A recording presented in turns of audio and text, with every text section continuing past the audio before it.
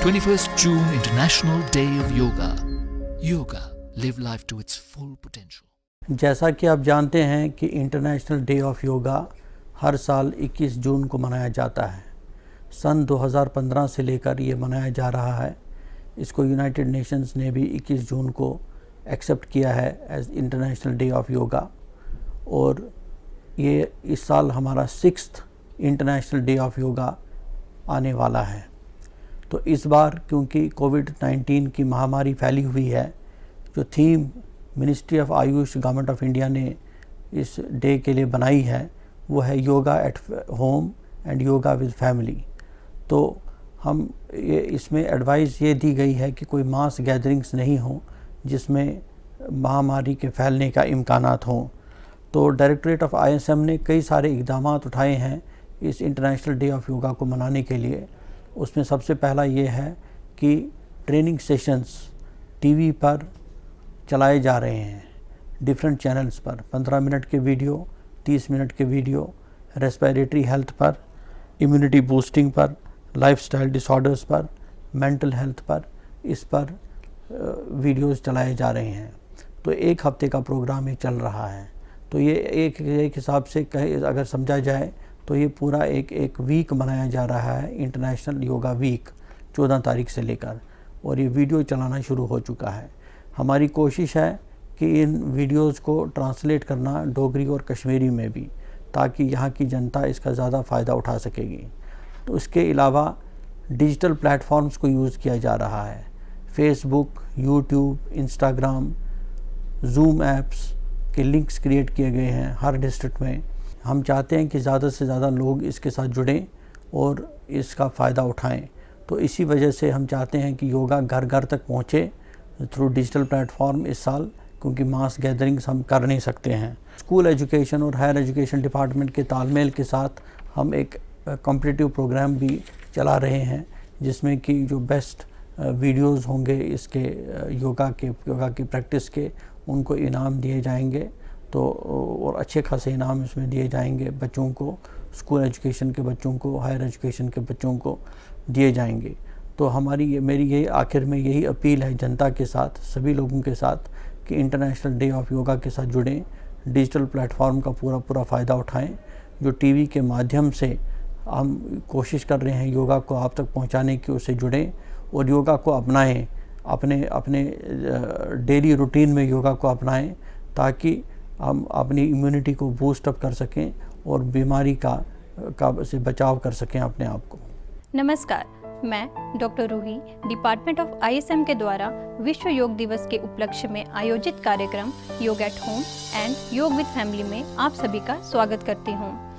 आज की इस साप्ताहिक श्रृंखला में हम लाइफस्टाइल डिजीजेस के बारे में बताएंगे।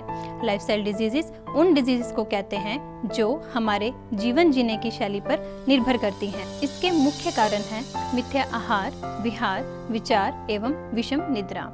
मिथ्या आहार के अंतर्गत आते हैं भोजन समय पर ना करना, कम करना, भोजन अत्यधिक करना या पौष्टिक भोजन ना करना, दूषित भोजन करना, भोजन में अत्यधिक वसा, मीठा व लवण का सेवन करना, शराब पीना, ड्रग्स लेना, स्मोकिंग करना आदि। मिथ्या आहार विहार है अत्यधिक शारीरिक श्रम करना या बिल्कुल ना करना। जैसे कि आप सभी लोग जानते हैं कि आजकल की जीवन शैली में सभी प्रकार की आधुनिक सुख सुविधाओं की वजह से मनुष्य निष्क्रिय एवं आलसी हो गया है।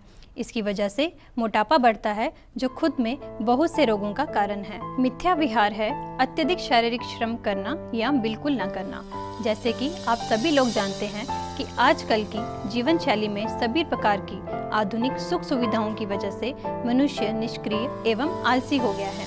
इसकी वजह से मोटापा बढ़ता है, जो खुद में बहुत सी बीमारियों का कारण है। विषम निद्रा, कम सोना, अत्यधिक सोना, दिन में सोना अथवा रात्रि में जागना। मिथ्या विचार, ईर्ष्या, द्वेष, लोभ, काम, क्रोध, मोह आदि पर नियंत्रण न रखना एवं अपनी योग्यता और क्षमता से अधिक की इच्छा करना। इससे मानसिक तनाव बढ़ता है। ये उच्च रक्तचाप एवं अवसाद का मुख्य कारण है। ऊपर बताए गए इन सभी कारणों से मधुमेह, उच्च रक्तचाप, मेदोवृद्धि, मनोअवसाद, हृदय रोग, stroke, cancer, chronic liver disease, asthma, COPD आदि हो सकते हैं। नियमित प्राणायाम अभ्यास से हम इन बीमारियों से बच सकते हैं। आज डॉक्टर रोशी महाजन और श्री नीलम कुमार जी आपके सामने योग अभ्यास प्रस्तुत करेंगे। गतिमय अर्ध तितली आसन। सामने की तरफ सीधे पैर फैलाकर बैठ जाएं। कमर, रीढ़ और गर्दन सीधी तनी रहे। दाएं पैर को मोड़कर बाएं पैर की जांघ पर रखें। बाएं हाथ से दाएं पैर के अंगूठे को पकड़ कर रखें ताकि आगे पीछे ना हो, एवं बाएं हाथ से बाएं पैर के घुटने को पकड़ें। अब दाएं हाथ से घुटने को जमीन की तरफ दबाएं और फिर घुटने को वक्ष स्थल की ओर उठाएं। इस क्रिया को धीरे धीरे इस प्रकार करें कि घुटना जमीन को छूने लगे। घुटनों को ऊपर उठाते समय श्वास लें एवं नीचे करते समय श्वास छोड़ें। अब अपनी पूर्व अवस्था में वापस आ जाएं। यही क्रिया पैर बदल कर करें।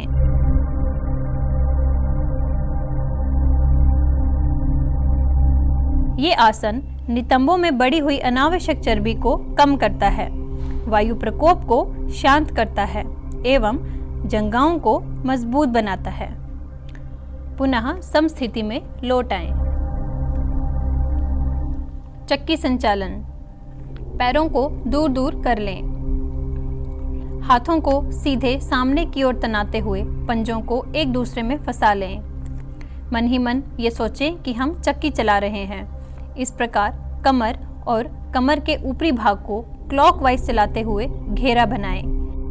जितना आगे पीछे झुक सकते हैं उतना आगे पीछे झुकें। इस क्रिया की 3 से 5 आवृत्तियां करें और अपनी पूर्व अवस्था में लौट आएं।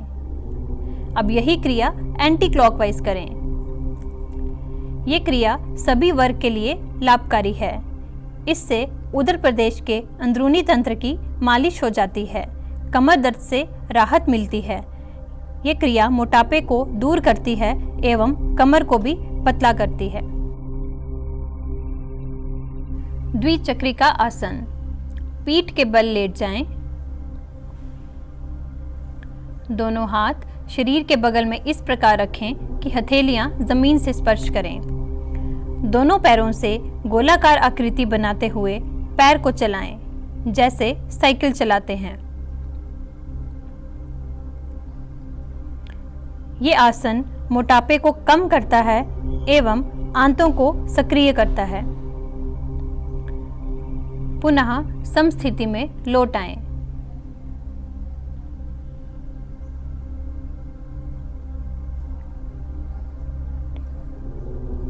प्रथम मर्कट आसन। दोनों हाथों को कंधों के समानांतर फैलाएं। हथेलियां आकाश की ओर खुली रखें।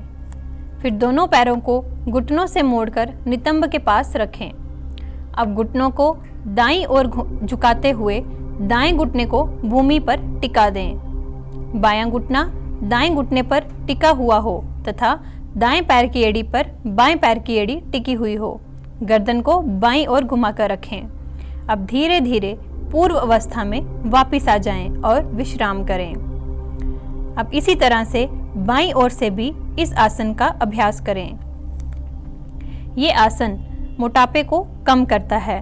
कमर दर्द, सर्वाइकल स्पॉन्डिलोसिस, स्लिप डिस्क एवं शैटिका में विशेष लाभकारी है। पेट दर्द, कब्ज, दस्त और पेट के अन्य विकारों से निवारण करता है। नितंब जोड़ों के दर्द में विशेष लाभदायक है। मेरुदंड की सभी विकृतियों को दूर करता है। पुनः समस्थिति में लौट आएं।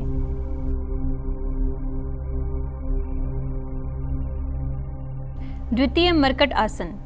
पैरों में लगभग 1.5 से 2 फुट का अंतर रखें।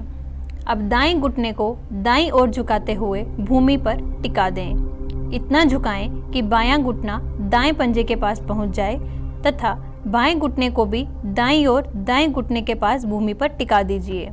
गर्दन को बाईं ओर मोड़ के रखें। धीरे धीरे पूर्व अवस्था में वापस आ जाएं। इसी तरह दूसरे पैर से भी करें।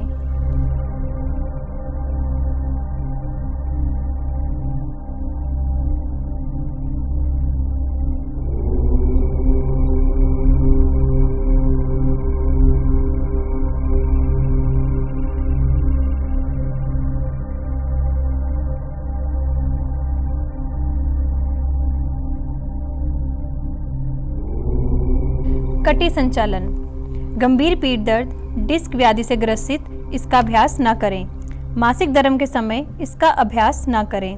हृदय रोगी सावधानी पूर्वक करें। समस्थिति में खड़े हो जाएं।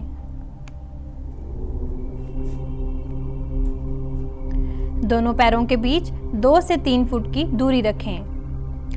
दोनों भुजाओं को कंधों की सीध तक उठाएं।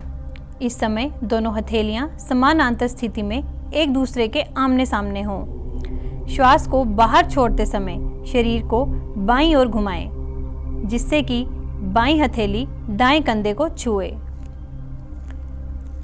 श्वास लेते हुए पूर्व स्थिति में वापस आ जाएं। यही क्रिया दूसरी ओर से करें और पूर्व स्थिति में आ जाएं।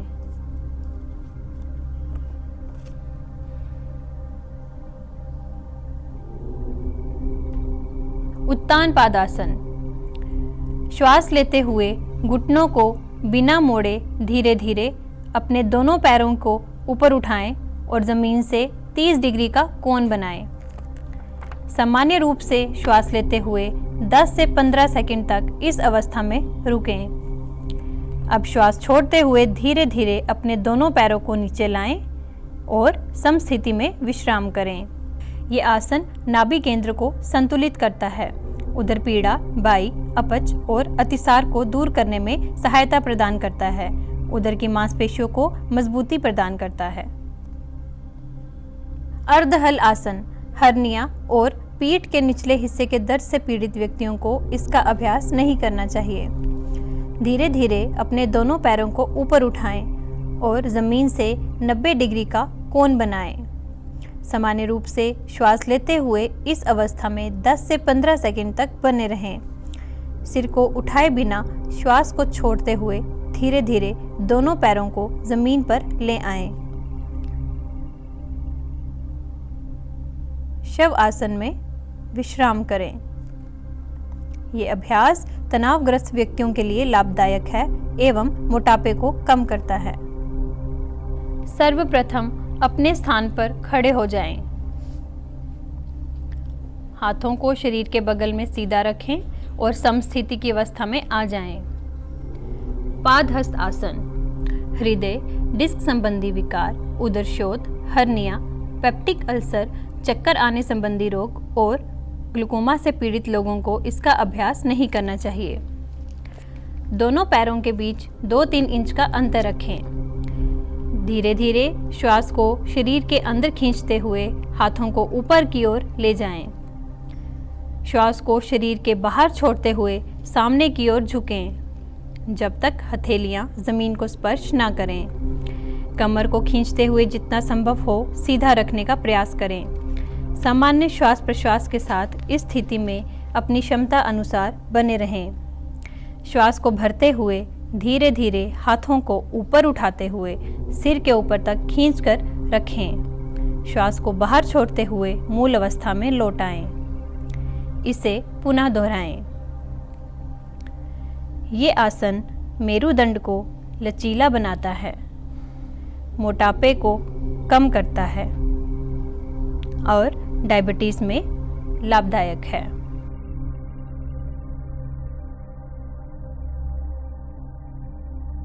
तिर्यक ताड़ आसन। आर्थराइटिस के रोगी इसका अभ्यास ना करें। ताड़ आसन की स्थिति में आ जाएं। दोनों पैरों के बीच 2 से 3 इंच की दूरी रखें। हाथों की उंगलियों को आपस में जकड़ लें और दोनों भुजाओं को ऊपर उठाते हुए सिर की ओर ले जाएं और श्वास भरते हुए एड़ी को उठाते हुए पंजों के बल खड़े हो जाएं। यही ताड़ासन की स्थिति है। अब कमर से ऊपर के भाग से दाएं एवं बाएं क्रमशः 3 बार झुकें।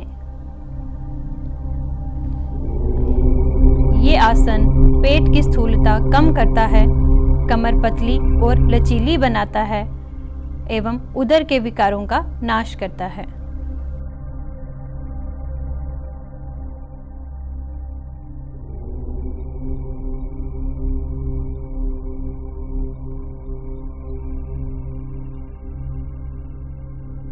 पुनः समस्थिति में लौट आएं। त्रिकोणासन, स्लिप डिस्क, शैटिका, उदर की सर्जरी के बाद इसका अभ्यास न करें। दोनों पैरों को 3 फुट तक फैलाकर आराम से खड़े हो जाएं। दोनों हाथों को बगल से कंधे के स्तर तक धीरे धीरे उठाएं। श्वास को शरीर से बाहर छोड़ते हुए धीरे धीरे कमर के ऊपरी हिस्से को दाहिनी तरफ झुकाते हुए दाहिने हाथ की हथेली से दाहिने पैर को छुएं और बायां हाथ दाहिने हाथ की सीध में रहेगा और गर्दन को मोड़ते हुए आकाश की ओर देखें। इस स्थिति में अपनी क्षमता अनुसार बने रहें। श्वास भरते हुए मूल स्थिति में लौट आएं। इस अभ्यास को दूसरी ओर से भी करें। ये आसन कमर के पास अनावश्यक चर्बी को कम करता है, कब्ज को दूर करता है एवं उदर संबंधी विकारों में भी लाभदायक है।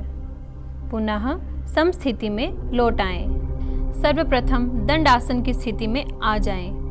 दोनों पैरों को सामने की ओर खींचते हुए सीधा बैठें। दोनों हाथों को शरीर के बगल में जमीन पर रखें और शरीर को ढीला छोड़ें। यही दंडासन की स्थिति है।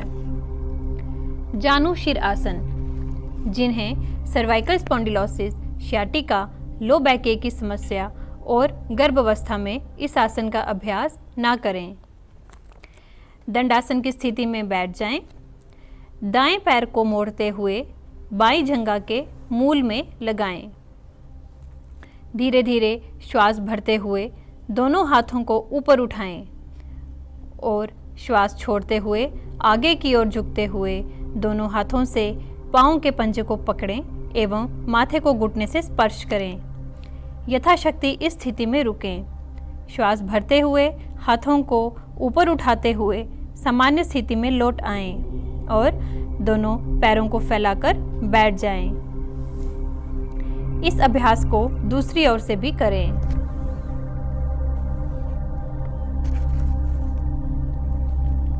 ये आसन मधुमेह में उपयोगी है एवं मोटापे को कम करता है। पुनः समस्थिति में लौट आएं।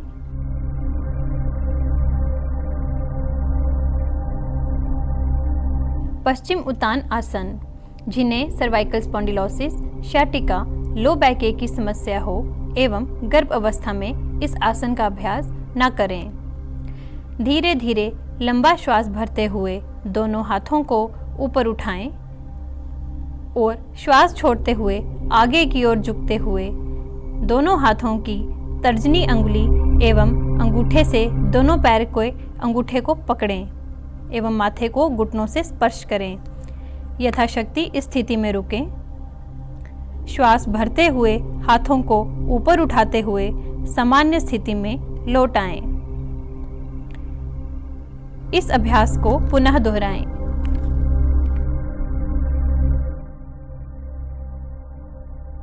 ये आसन मधुमेह में लाभदायक है, मोटापे को कम करता है एवं कब्ज को दूर करता है। अर्धमत्स्य इंद्रिय आसन, जिन्हें sciatica, slip disc, peptic ulcer की समस्या हो एवं गर्भ अवस्था में इस आसन का अभ्यास ना करें। दाएं पैर को मोड़कर एड़ी को बाएं नितंब के पास लाएं। बाएं पैर को मोड़कर दाएं पैर के घुटने के बगल में रखें। दाएं हाथ को उठाते हुए बाएं घुटने के पास बाहर की ओर सीधा रखते हुए बाएं पैर के पंजे को पकड़ें एवं श्वास छोड़ते हुए बाएं हाथ को पीठ के पीछे घुमाकर पीछे की ओर देखें। यथाशक्ति इस स्थिति में रुकें। श्वास भरते हुए धीरे धीरे मूल अवस्था में लौट आएं। इस अभ्यास को दूसरी ओर से भी करें।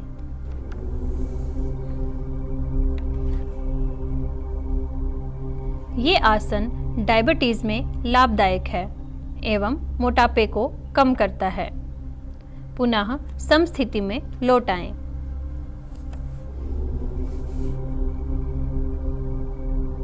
कुक्कुटासन, जिन्हें आर्थराइटिस हो वे इस आसन का अभ्यास ना करें। पद्मासन की स्थिति में बैठ जाएं। दाएं पैर को बाएं पैर की जांघ पर रखें और बाएं पैर को दाएं जांघ पर स्थिर रखें। यही पद्मासन की स्थिति है। हाथों को पिंडलियों और जांघों के बीच में से धीरे धीरे डालकर भूमि पर टिकाएं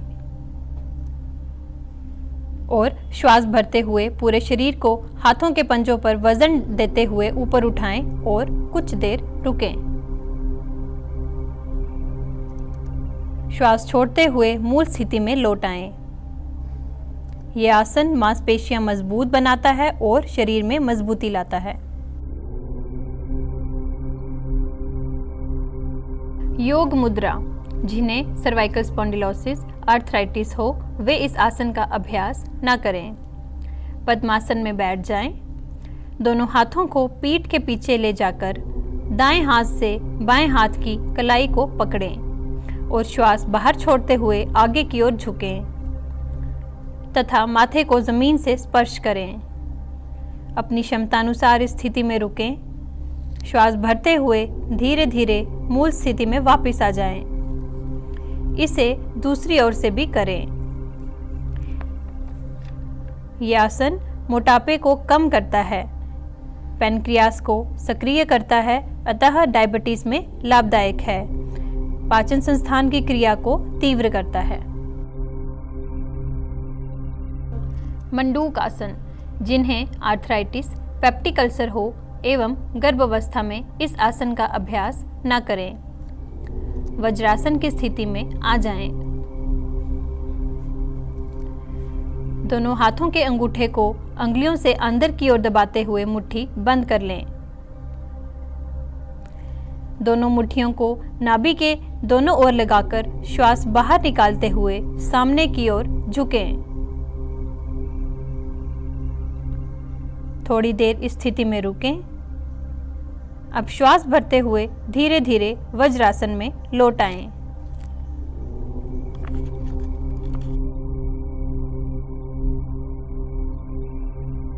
सुप्त वज्र आसन। जिन्हें शाटिका, लो बैक एक, आर्थराइटिस की समस्या हो, वे इस आसन का अभ्यास न करें। वज्रासन की स्थिति में आ जाएं। श्वास भरते हुए दोनों कोहनियों का सहारा लेते हुए शरीर एवं गर्दन को पीछे की ओर झुकाते हुए भूमि पर सिर को टिका दें।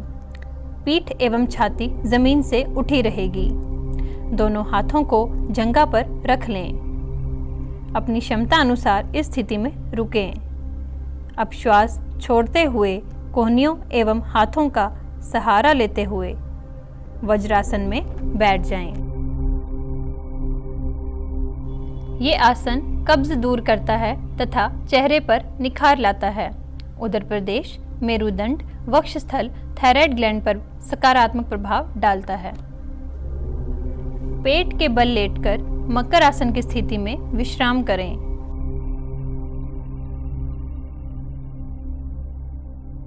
तिर्यक भुजंग आसन।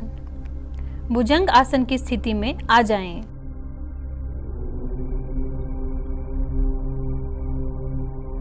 सिर एवं धड़ को पहले दाईं ओर घुमाते हुए बाएं पैर की एड़ी को देखें तथा यही क्रम विपरीत ओर से भी करें। इसकी 3 से 5 आवृत्तियां करें।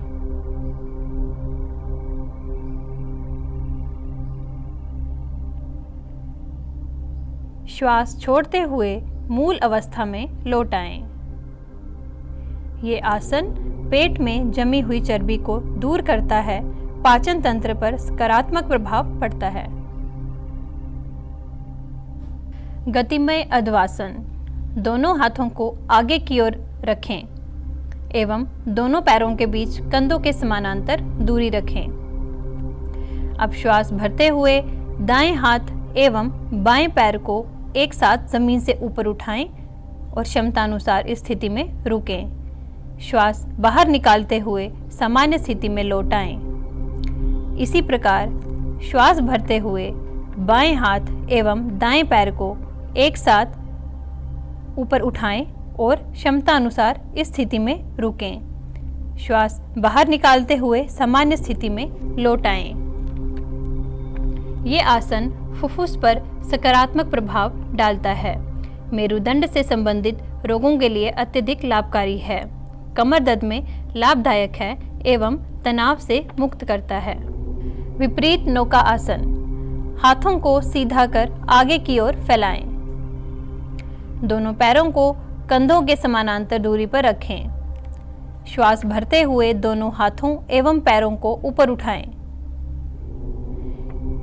इस स्थिति में क्षमता अनुसार रुकें। अब श्वास बाहर छोड़ते हुए सामान्य स्थिति में लौट आएं।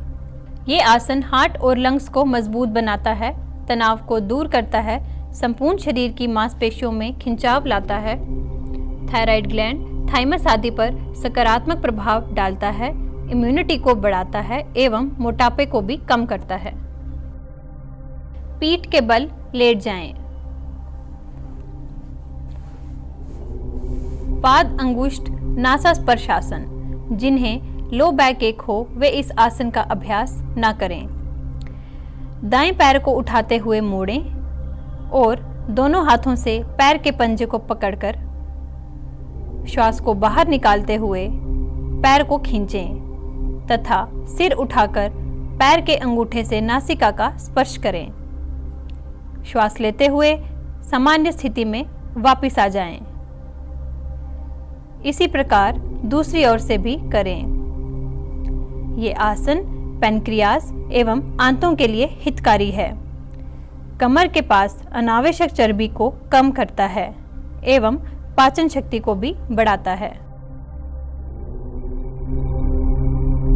चक्रासन, जिन्हें हर्निया, लो बैक एक, पेप्टिक अल्सर हो एवं गर्भावस्था में इसका अभ्यास ना करें। घुटनों को मोड़ते हुए नितंबों के पास ले आएं। दोनों हाथों को कान के पास इस प्रकार रखें कि उंगलियां की दिशा पैरों की तरफ हो। श्वास भरते हुए मध्य भाग से पूरे शरीर को ऊपर उठाएं। क्षमता अनुसार स्थिति में रुकें। श्वास बाहर छोड़ते हुए मूल अवस्था में लौट आएं एवं विश्राम करें।